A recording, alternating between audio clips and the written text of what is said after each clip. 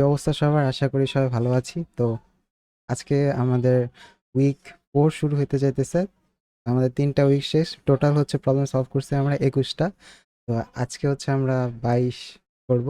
তো চলুন শুরু করা যাক। আর প্রবলেম সেটগুলো আমি একবারে সবগুলোকে গুছিয়ে দেন আমার যে পোর্টফোলিও ওয়েবসাইট মানে আছে, তো সেখানে আমি দিয়ে দিছি প্রবলেমগুলো। আর হ্যাঁ, ভিডিওগুলো আস্তে আস্তে অ্যাড হইতেছে একটা একটা করে। তো আমি একটু দেখাই আমার পোর্টফোলিওটা, মানে যাতে হচ্ছে আপনারা বুঝতে পারেন যে আসলে কোথায় রাখা আছে।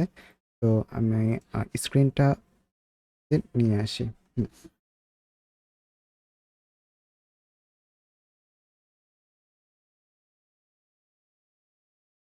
তো এটা হচ্ছে আমার পোর্টফোলিও। একটু লোড নিতে সময় নিতেছে, তো আসে পড়ছে। এই তো, এটা হচ্ছে পোর্টফোলিও। তো আপনারা হচ্ছে ডিরেক্টলি যেতে পারবেন এটার মাধ্যমে, মানে এখানে আছে। তো এখানে ডিরেক্টলি যদি হচ্ছে আপনি প্রজেক্টে যান বা এডুকেশনে যান, আমি ওটা ডিরেক্টলি দিই নাই আর কি। তো এই জন্য আর কি, তো এডুকেশনে গেলে পরে ঠিক তার নিচেই এখানে আছে, ঠিক আছে। তো এটা আমার প্রজেক্ট আছে, আপনারা চাইলে প্রজেক্টগুলো একটু দেখতে পারেন, কারণ দেখলে হচ্ছে একটা আইডিয়া আসবে। আমি সোর্স কোড, এটার সাথে কিন্তু সোর্স কোডও আছে। আপনারা চাইলে হচ্ছে এই রেপোটারে, মানে এটা রেপোজিটরি বলে, আমি যে গ্রিট হাবে রাখছি, আমি একটু দেখাই, খুলে দেখাই।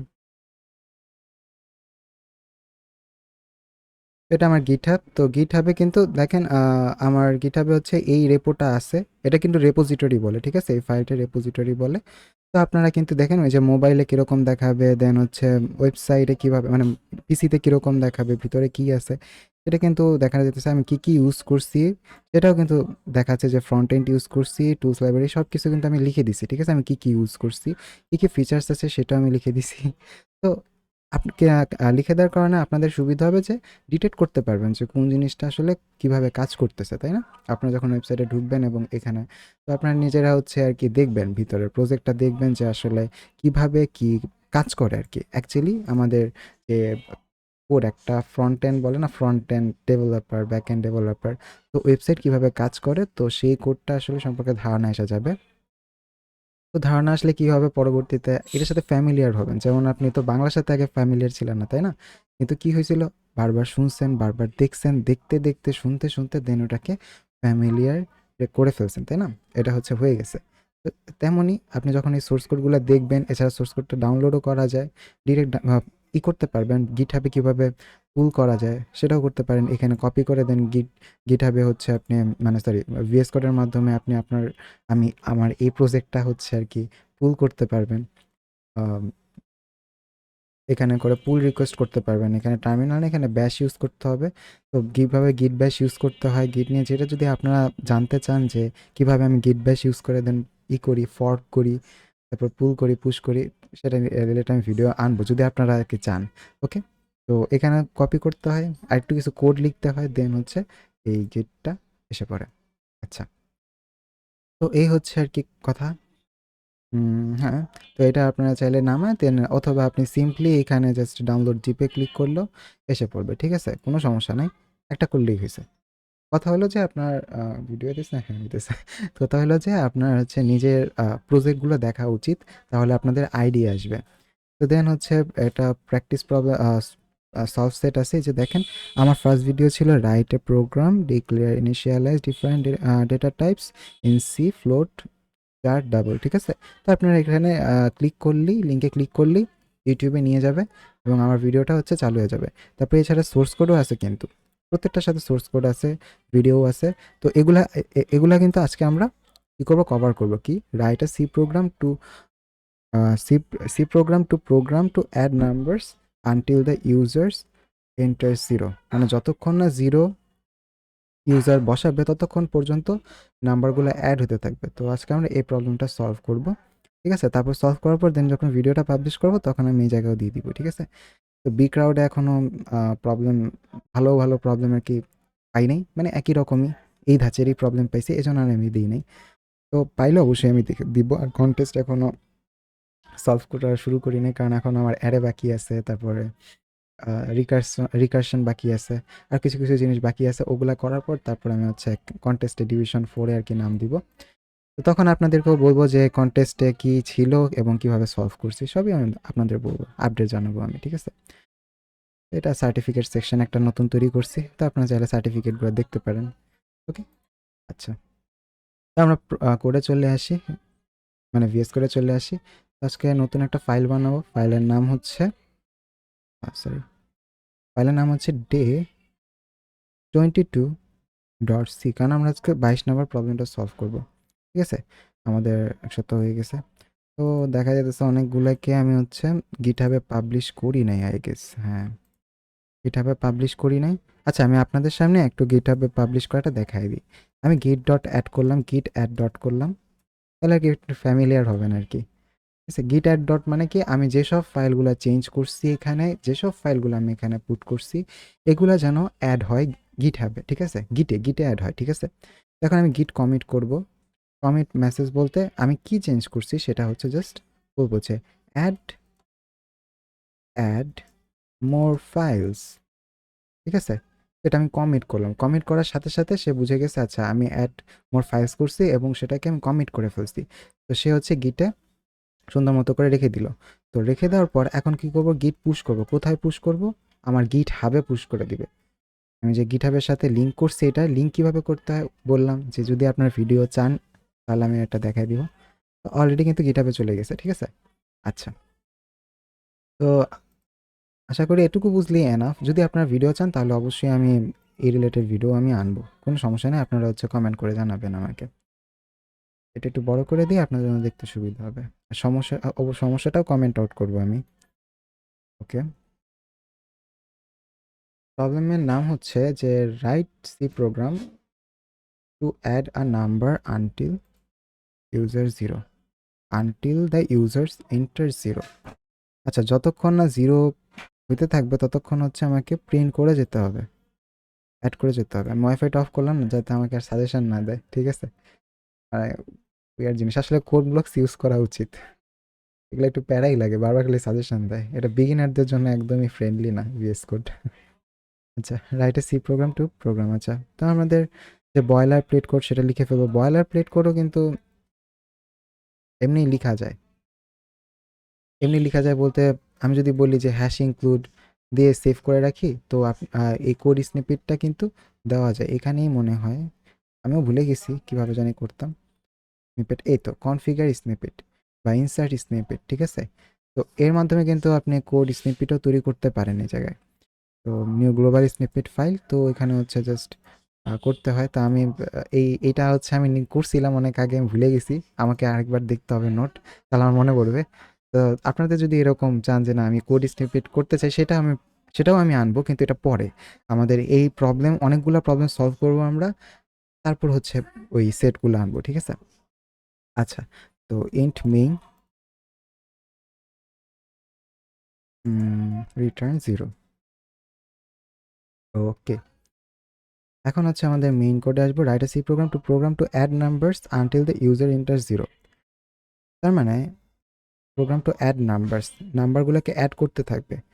তাহলে আমাকে কি করতে হবে, ইউজার থেকে তাহলে রিড করতে হবে নাম্বারগুলা। তাহলে আমি ইন্ট এ নিলাম একটা, বা আপনি নাম বলতে পারেন পুরো, আপনি নাম বলতে পারেন, নাম নিলাম। দেন হচ্ছে বলবো যে প্রিন্ট এফ ইন্টার নাম, ইন্টার ভ্যালু। হুম, ইন্টার ভ্যালু বললেন, দেন হচ্ছে সেমিকোলন দিয়ে এটাকে পজ করলেন, মানে টার্মিনেট করলেন। তারপর হচ্ছে স্ক্যানএফ ইউজ করবেন। বলবেন যে %d, এটা হচ্ছে আমরা ইন্টিজারটা নিব কাছ থেকে, এবং হচ্ছে কি নিব, নাম্বারটা নিব। ভ্যালুটা কি দিছিলাম, নাম নিছিলাম। এতো, তাহলে আমাকে যেহেতু বলছে যে until the users enter zero, তার মানে অবশ্যই এখানে একটা কন্ডিশন চেক আছে যে যখন হচ্ছে ইউজার জিরো দিবে তখনই কিন্তু প্রোগ্রামটা স্টপ হয়ে যাবে। তার মানে প্রোগ্রামটা কতক্ষণ পর্যন্ত চলবে, তাই না? এটা হচ্ছে প্রশ্ন আসে।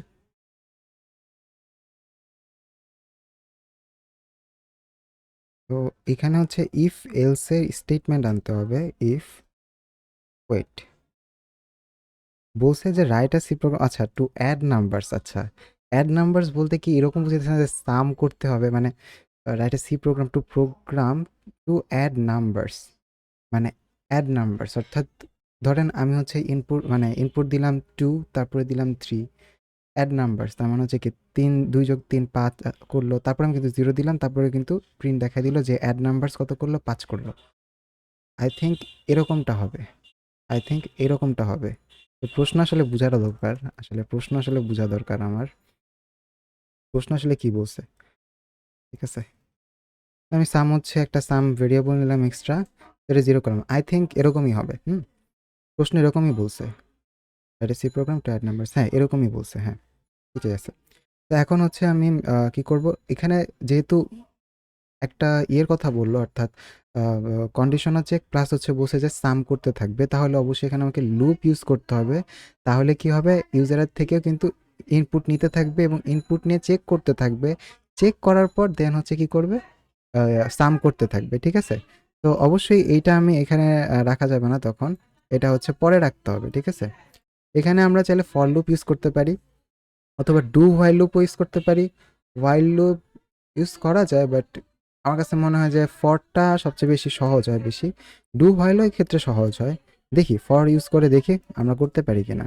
ইন্ট আই ইকুয়ালস টু ধরলাম কি 1, 1 কেন ধরলাম, যে মানে 1 থেকে আর কি নেওয়া শুরু হবে, মানে 0 থেকে 1 2 3, না না না না না না না, আই থিঙ্ক হচ্ছে আমার কাছে মনে হয় যে ডু হোয়াইল দিয়ে খুব তাড়াতাড়ি হবে জিনিসটা, ডু হোয়াইল দিয়ে খুব সুন্দর হবে। হ্যাঁ, ফর দিয়েও করা যায় তো, বাট আই থিঙ্ক আচ্ছা ফর দিয়ে করি, পরে ডু হোয়াইল দিয়েও করবো, ঠিক আছে। সময় আছে না, আচ্ছা সময় চলে যায়। এটা এখানে দিব না, এখানে হচ্ছে ফাঁকা রাখবো, এখানে কন্ডিশন চেক হবে। এখানে ফাঁকা কেন রাখলাম, এখানে কোনো ইনিশিয়ালাইজেশন আসলে আমার মতে দরকার নাই। তো এখানে হচ্ছে আমরা চেক করব কি, যে ইন্ট নট ইকুয়ালস টু 0, অর্থাৎ নাম যদি হচ্ছে নট ইকুয়ালস টু 0, মানে নাম যদি 0 হয় তাহলে কিন্তু লুপ চলবে না, ঠিক আছে, আমি এটা বলছি। তো এখন হচ্ছে আর কিছু দরকার নেই, এখানে কন্ডিশনের দরকার নেই। তো হচ্ছে এখানে ইনক্রিমেন্ট ডিক্রিমেন্ট বসায়, কিন্তু দরকার নেই, এটা তো আগের ভিডিওতেও বলছি, আগের ভিডিওতে মনে হয় লুপ নিয়েই ছিল, তাই না, লুপ নিয়ে কোনো একটা প্রবলেম ছিল।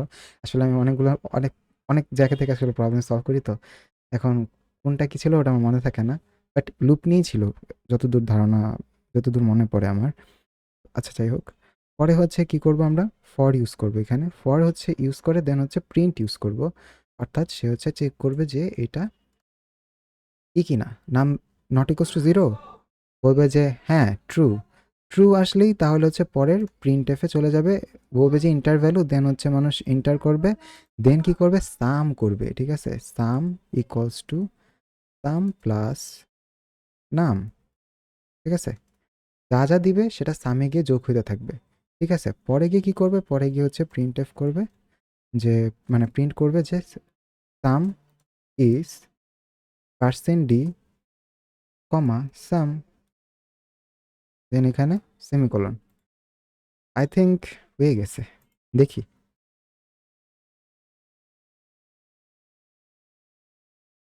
ওকে, তো রান হতে একটু সময় লাগতেছে,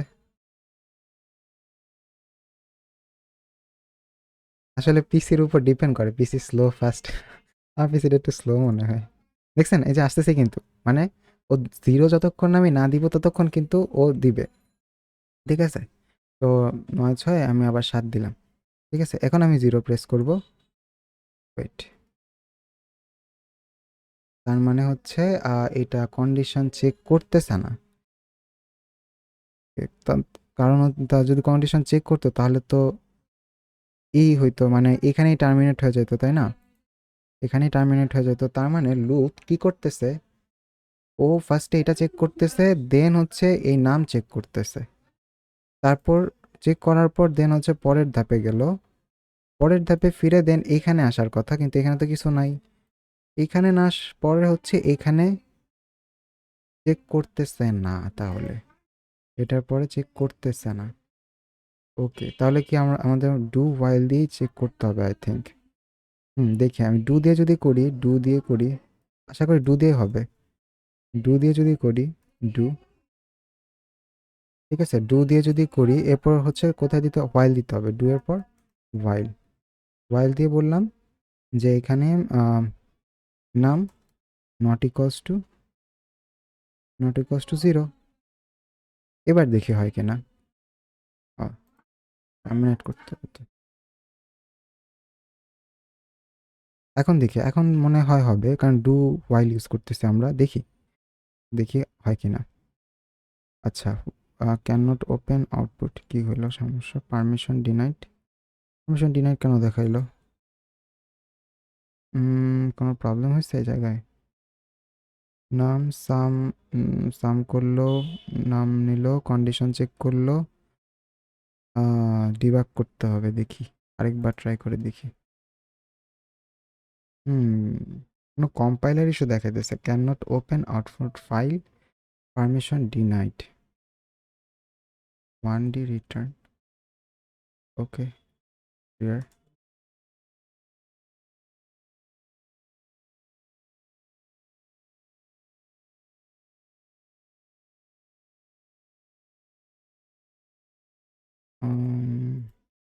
ও ও আচ্ছা আচ্ছা আচ্ছা, এই জায়গায় আমি অ্যাম্পারস্যান্ড দিই নাই।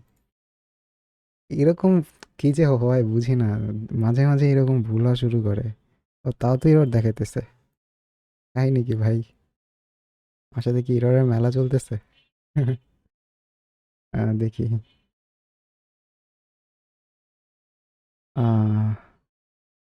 ওকে, বুঝছি। কিছু তো একটা সমস্যা হইছে। আরেকবার ট্রাই করে দেখা। কম্পাইলার কোনো ইস্যু দেখাইতেছে। কি সমস্যা হলো? আমি তো ঠিকই কোড লিখছি। ও, আসছে। বুঝলাম না, তখন আসতেছিল না কেন? ওয়েট, সবই তো ঠিক আছে, কিন্তু তখন আসতেছিল না। হায় হায়, আবার কি হইলো? ওএমজি, ইনফিনিটি লুপ চলতেছে। বুঝতে পারতেছি না এই কম্পাইলারের সাথে এটা কি হইতেছে, আমিও বুঝতে পারতেছি না। এখন আবার ঠিক আছে। হ্যাঁ, এখন ঠিক আছে। আমি বুঝতে পারলাম না এটা কি হইলো। তো আমার সাথে রেয়ার কোনো কেস করতেছে। অদ্ভুত তো। আমি তো ভাবিও না এরকম কিছু একটা হবে। মানে প্রথম দিকে চলতেছিল না, পরে চললো, আবার কি জানি ইন্টারনেটের নাম নাম এরকম আসলো, আবার ঠিক মতো কাজ করতেছে। আরেকবার দেখি। কাহিনী কি হইলো? কিছু তো বুঝতেছি না, এরকম কেন হবে? না, এবার তো ঠিক মতো কাজ করতেছে। হ্যাঁ, এবার ঠিক কাজ করতেছে। আচ্ছা, এখন যদি আমরা ফর লুপ দিয়ে ট্রাই করি, সে সময় মানে অ্যাম্পারসেন্ট দিছিলাম না দেখে মানে ফর লুপের সমস্যা করতেছিল। ফর লুপ দিয়ে যেটা করতেছিলাম ওটা একটু ট্রাই করে দেখি হয় কিনা।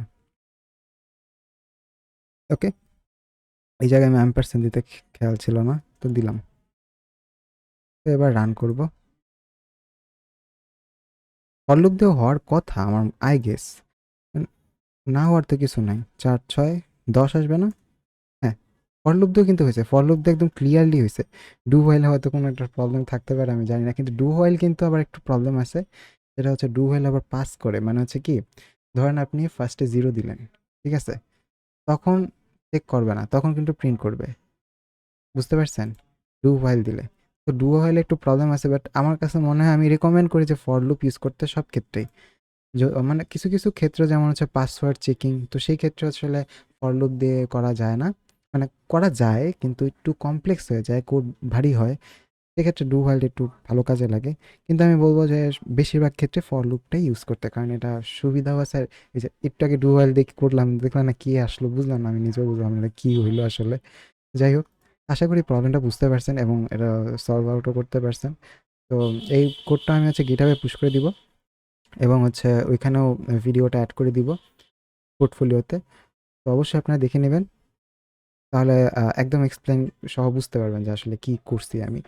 আচ্ছা, আজকের ভিডিও এই পর্যন্তই। দেখা হবে নেক্সট ভিডিওতে।